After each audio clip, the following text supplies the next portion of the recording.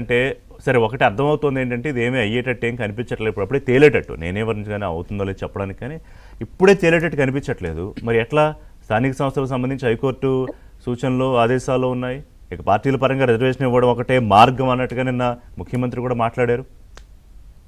ఏం చేయబోతున్నారు? బిఆర్ఎస్ ప్యానలిస్ట్ మాట్లాడిన నా తమ్ముడు ఇప్పటివరకు బీజేపీని ఒక్క మాట పల్లెత్తు మాట నేను అడిగితే అన్నారులే, కాదు నేను అడిగాక అన్నారు. అంటే మీ వాళ్ళ ఒక ఒరిజినాలిటీ ఏంటి? కొద్ది రోజుల్లోనే బిఆర్ఎస్ బీజేపీలో విలీనం అవుతుందని వాళ్ళ పార్టీ నుంచి వెళ్ళిన చెప్పినటువంటి వ్యక్తి యొక్క మాటలకి మరింత సీఎం రమేష్ గారు చెప్పినటువంటి మాటలకు మరింత ఇదంతా బలం చేకూరుస్తుందని చెప్పదలుచుకున్న ఈ సందర్భంగా. రెండో విషయం ఏంటంటే సోదరులు మాట్లాడుతూ ఇందాక ఇంకొక మాట చెప్తున్నారు, కేంద్రంలో మేము చేస్తామా చెయ్యమా, వాళ్ళు పార్టీ పరంగా చేస్తామని చెప్పినారు, అది చేయమని అడుగుతున్నారు. నేను మీ మీద ఆధారపడి నేను ఆ రోజు మాట ఇవ్వలే. రాహుల్ గాంధీ గారు కర్ణాటక ఎలక్షన్ల ముందు చెప్పారు, మేము దేశంలో అధికారంలో వస్తాము, 100% చేసి చూపుతామని చెప్పినాము.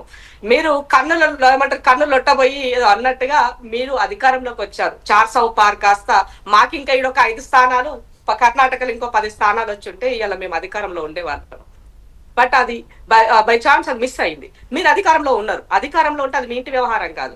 సో ఇవాళ నేను ఒక ప్రతిపాదన పెట్టినప్పుడు దాంట్లో న్యాయపరంగా ఎంతవరకు కరెక్ట్ ఉంది లేదు అని చేయాల్సినటువంటి బాధ్యత ఏ పార్టీ ఉన్నా చేయాల్సిన బాధ్యత అది వదిలేసి ఇవాళ దీన్ని రాజకీయ కోణంలో మీరు కుట్రలు చేస్తున్నారంటేనే అర్థమైపోతుంది. ఇందాక ఎగ్జాంపుల్ ఇచ్చారు సోదరులు, మహేశ్వరం కాన్స్టెన్సీ, ఎల్బీఆర్ కాన్స్టెన్సీ, ఇవన్నీ మీకు తెలుసు కదా. మరి తెలిసినప్పుడు ఇట్లాంటి జరుగుతుందని తెలిసినప్పుడు పెట్టినటువంటి దాన్ని ఆమోదించి మన వర్గాలకు న్యాయం చేయడం కోసము పార్టీలలో ఉన్నటువంటి నా వర్గ బిడ్డలు ఎందుకు ఒత్తిడి చేస్తలేరని అడుగుతున్నాను నేను.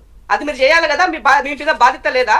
అంటే కాంగ్రెస్ పార్టీలోనే బీసీలు ఉన్నారా, బీజేపీలో లేరా, బీఆర్ఎస్ లో లేరా, మిగతా ప్రాంతాల్లో ఉన్నటువంటి దగ్గర లేరా అని అడుగుతున్నాను నేను.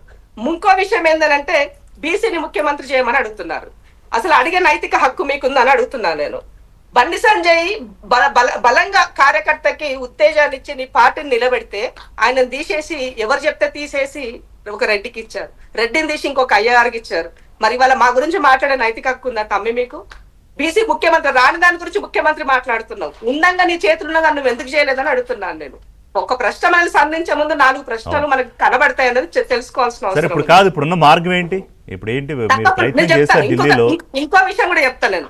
బీసీ సప్లాన్ గురించి కేటీఆర్ గారు ఎత్తారు కదా, ఎస్సీ సప్లాన్ నిధులు, ఎస్సీ సప్లాన్ చేసిందే కాంగ్రెస్. ఎస్సీ సప్లాన్ చేసినటువంటి నిధులను నా దగ్గర ఆర్టీఐ డేటా ఉంది.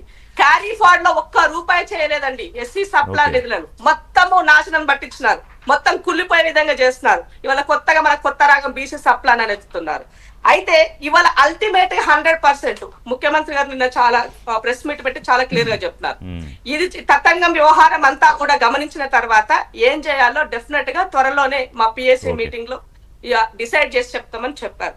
కాబట్టి అల్టిమేట్ గా ఇచ్చిన మాట ఏ మాత్రము తోసుకోకుండా వెనక్కి తగ్గకుండా ఇవాళ దేశవ్యాప్తంగా ఉన్నటువంటి సమస్య ఇది అని చెప్పి రాహుల్ గాంధీ గారు ఆల్రెడీ చెప్పున్నారు. నో డౌట్ కాదు, అది దేశవ్యాప్తంగా దృష్టికి తీసుకొచ్చారు. మొత్తం దేశంలో అన్న ప్రతి మీడియా, జాతీయ ఛానల్ అన్ని కూడా దీన్ని విస్తృతంగా ప్రచారం చేశాయి. ఎందుకంటే దేశవ్యాప్తంగా ఉన్న ఇష్యూయే కాబట్టి ఇది బీసీ ఇష్యూ అనేది ఒక రాష్ట్రానికి సంబంధించింది కాదు. సరే, తర్వాత ప్రభుత్వ పరంగా ఏ నిర్ణయం తీసుకుంటారో మాట్లాడదాం. ఫైనల్ గా బాలరాజు గారు, రిషి గారు కొంచెం కాంగ్రెస్ పార్టీకి బీఆర్ఎస్ మాట్లాడడానికి అవకాశం 2 నిమిషాలు ఉంది, 2 నిమిషాలు టైం.